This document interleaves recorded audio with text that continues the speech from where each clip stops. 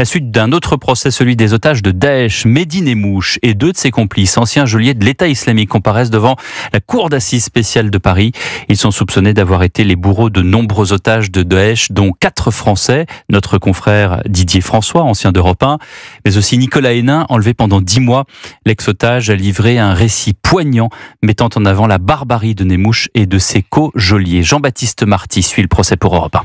Le regard plongé dans la feuille de papier qu'il tient dans ses mains tremblantes, Nicolas Hénin raconte son enlèvement.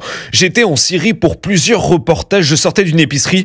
Des hommes me font monter de force dans une voiture, on me met un sac sur la tête. Se remémore l'ancien journaliste sous le regard insistant de Mehdi Nemmouche, mâchoire serrée, le regard noir.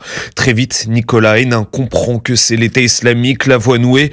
Il décrit une première scène marquante en prison.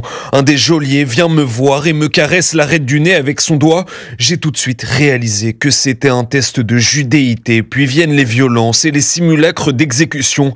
Un jour, ils me mettent à genoux dans le sable et là ils commencent à jouer, à poser le canon de leur arme sur ma tempe. Je leur dis « Allez-y, tuez-moi, qu'on en finisse !» Face au président, l'homme dégarni baisse la tête et admet d'une petite voix « C'est le seul moment où je pense mourir, j'ai 2 jeunes enfants, je n'ai pas le droit de les laisser orphelins.